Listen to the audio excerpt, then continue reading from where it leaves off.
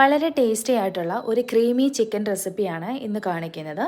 അതിന് വേണ്ടിയിട്ടുള്ള ഇൻഗ്രീഡിയൻസ്: വെളുത്തുള്ളി, ഇഞ്ചി, കുതിർത്ത് വെച്ച കാഷ്യൂ നട്ട്സും ബദാമും, ആവശ്യത്തിനുള്ള ഉപ്പ്, മഞ്ഞൾപ്പൊടി, garam masala, Kashmiri chilli, normal chilli powder add ചെയ്ത് കൊടുക്കുക.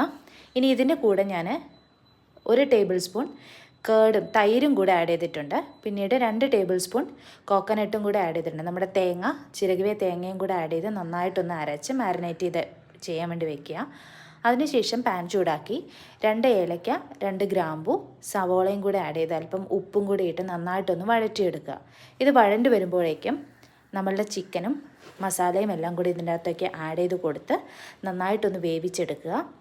ഉപ്പ് നോക്കിയിട്ട് ഈ സ്റ്റേജിൽ നമുക്ക് വേണമെങ്കിൽ ഒരല്പം ഉപ്പ്, കുരുമുളക് പൊടിയും കൂടി ആഡ് ചെയ്ത് കൊടുക്കാം. ഇതൊന്ന് വെന്ത് വരുന്ന സമയത്ത് നന്നായിട്ട് മല്ലിയില ആഡ് ചെയ്ത് കൊടുക്കുക. മല്ലിയില ആഡ് ചെയ്ത് ഒന്ന് തിളച്ചതിന് ശേഷം അതിൻ്റെ അകത്തോട്ട് അല്പം ബട്ടറും കൂടി ആഡ് ചെയ്ത് നമുക്ക് സെർവ് ചെയ്യാവുന്നതാണ്. വളരെ ടേസ്റ്റി ആയിട്ടുള്ളൊരു ചിക്കൻ റെസിപ്പിയാണിത്. ട്രൈ ചെയ്ത് നോക്കുക.